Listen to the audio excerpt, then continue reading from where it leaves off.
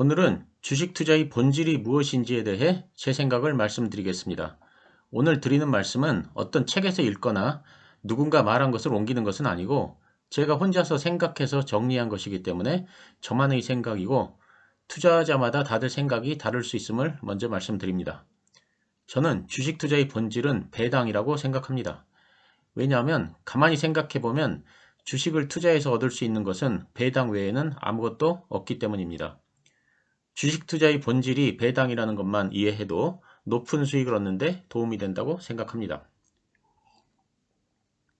네이버나 카카오와 같은 성장주들이 작년에 가파르게 올랐고 금년 들어서도 오르고 있습니다.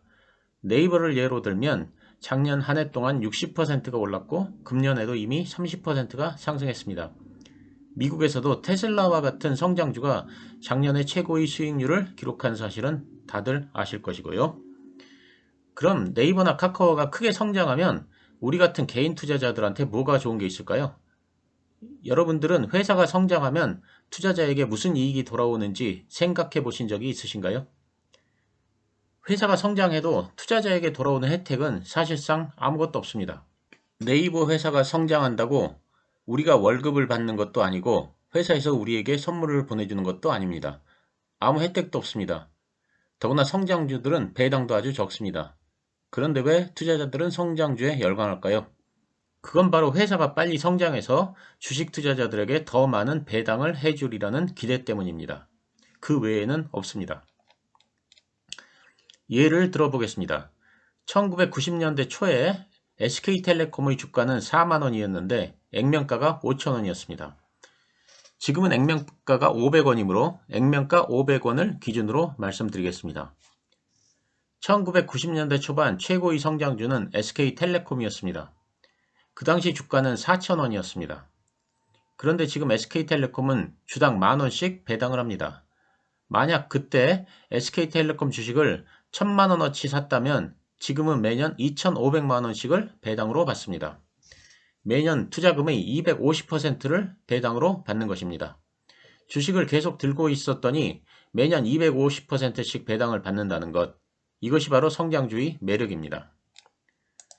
투자금 대비 매년 250%의 배당을 받는 주식, 이런 주식은 성장주가 아니면 어렵습니다. 그래서 성장주는 비록 지금은 배당을 많이 주지 않지만 빠르게 성장해서 향후에는 많은 배당을 주리라는 기대가 있는 것입니다. 지금 SK텔레콤의 주가는 약 28만원 수준입니다.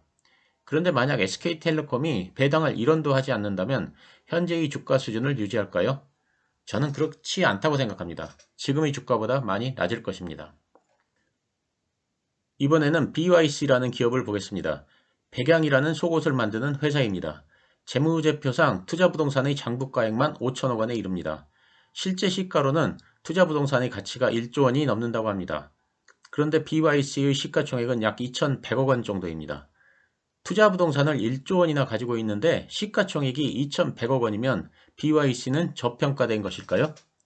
그렇지 않습니다. 이 종목은 저평가 종목이 아닙니다. 왜냐하면 배당 수익률이 매년 0.5%에 불과하기 때문입니다. 지금같이 금리가 바닥인 상태에서도 은행 정기예금에 넣어두면 1% 이상의 이자를 받을 수 있는데 BYC의 배당은 그것보다도 적은 0.5%에 불과합니다. 그러니까 이 주식을 사면 1년에 0.5%의 배당만 받는 셈이니 저평가가 아닙니다. 한 가지만 더 말씀을 드리겠습니다. 일신방직이라는 회사가 있습니다. 이 회사는 부동산을 많이 가진 자산주인데 광주에 있는 제1공장 부지를 3,200억 원에 매각했습니다. 즉 현금 3,200억 원이 이 회사로 들어오는 것입니다. 그런데 현재 일신방직의 시가총액은 2,100억 원 수준입니다. 회사에 현금이 3,200억 원이 들어오고 그 외에 훨씬 더 많은 자산을 가지고 있고 사업도 잘 되는 회사인데 시가총액이 회사가 가지고 있는 현금에도 미치지 못합니다. 그럼 이 기업은 저평가라고 보고 매수해야 할까요? 그렇지 않다고 생각합니다. 왜냐하면 이 회사가 가진 자산이 주주와는 아무런 관계도 없기 때문입니다. 이 회사의 자산이 주주에게 가치가 있으려면 이 자산이 실질적으로 주주에게 이익이 되는 연결고리가 있어야 한다고 생각합니다. 예를 들면 SK텔레콤은 하이닉스 지분을 20% 정도 가지고 있습니다. SK텔레콤은 하이닉스로부터 받은 배당금을 재원으로 해서 6월에 주주들에게 주당 1,000원씩 배당을 했습니다. 이런 식으로 회사가 가지고 있는 자산이 주주들에게 연결이 되어야 그 자산이 주가에 의미 있게 반영이 됩니다. 가끔 증권사 리포트를 보면 어떤 회사는 시가총액보다 많은 현금이나 부동산을 가지고 있고 부채는 별로 없어서 저평가되었다고 하는데 이런 말을 믿고 그 종목에 투자를 하면 안 됩니다. 그건 저평가가 아닙니다. 그럼 BYC와 같은 회사들은 어떻게 해야 주가가 상승할까요? 그 방법은 다음의 둘 중 하나가 이루어져야 합니다. 첫째, 새로운 성장 동력을 발굴해서 회사가 성장하리라는 기대를 줘야 합니다. 둘째, 오너의 자녀가 회사를 물러받든지 해서 배당을 크게 늘려야 합니다. 이 둘 중 하나가 이루어지면 회사의 주가는 상승할 것입니다. 결국 두 가지 모두 배당과 연결되어 있습니다.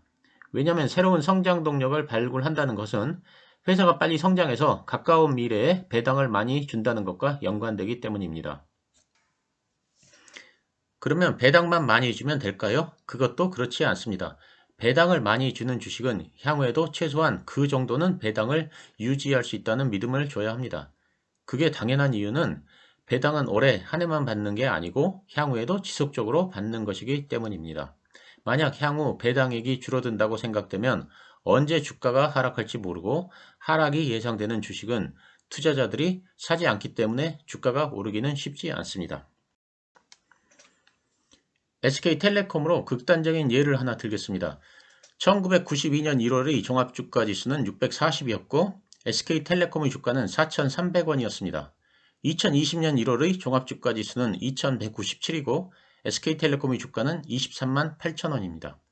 종합주가지수는 3.5배가 상승했고 SK텔레콤의 주가는 55배 올랐습니다. 그런데 만약 SK텔레콤의 주가가 종합주가지수만큼인 3.5배만 상승하는 일이 발생할 수 있었을까요? 그런 일은 절대로 발생하지 않습니다. 왜냐하면 배당 때문입니다.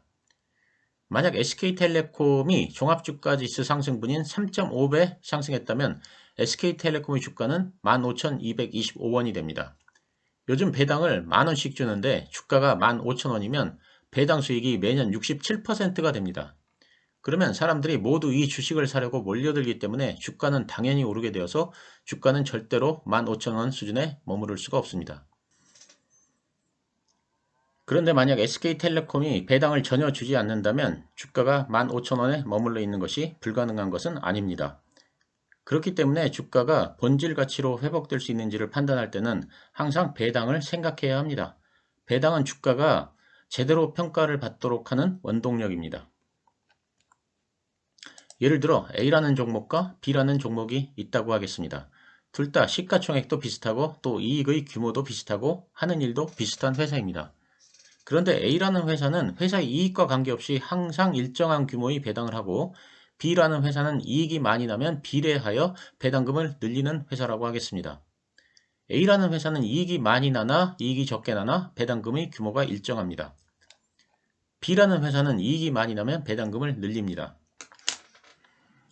이런 경우 A라는 종목은 실적이 좋아져도 주가에 반영되지 않는 경우가 많이 있습니다. 실적은 좋아지는데 왕따를 당하는 종목들이 여기에 해당됩니다. 왜 이런 현상이 나타나느냐 하면 회사의 실적이 좋아져도 배당이 크게 늘어나지 않을 것으로 예상되기 때문입니다. 그렇기 때문에 회사의 실적과 주주들에게 돌아오는 실질적 혜택은 직접적 상관관계가 없는 것입니다. 따라서 실적에 따라 주가가 상승한다는 보장이 없는 것입니다. 그런데 B라는 회사는 실적이 좋아지면 주가는 반드시 상승합니다. 그 이유는 실적이 좋아지면 배당이 늘어난다는 것을 알고 있기 때문입니다. 즉 실적이 좋아지면 주주들에게 돌아오는 혜택이 크기 때문입니다. 따라서 실적에 따라 주가가 상승합니다. 결론입니다. 실적이 좋아져도 배당을 늘리지 않는 회사는 실적이 좋아져도 주가가 오른다는 보장이 없습니다.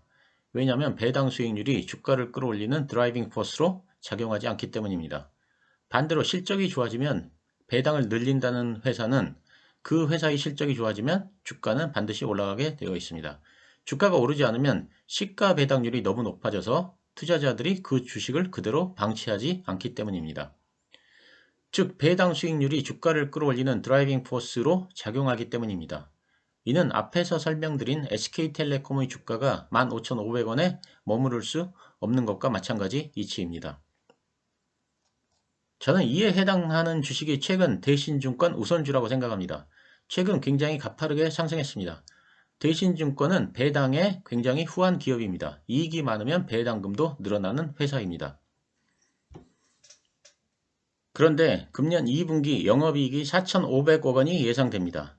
대신증권은 대신 F&I, 대신 자산운용을 통해 컨설팅, 부동산 대체 투자 등을 하고 있는데 나인원 한남, 춘천 온의지구 분양으로 동사이 2분기 영업이익이 4,500억 원에 달할 것으로 예상됩니다. 2020년 영업이익이 2,400억 원입니다. 그런데 금년 2분기에만 4,500억 원의 이익이 예상됩니다.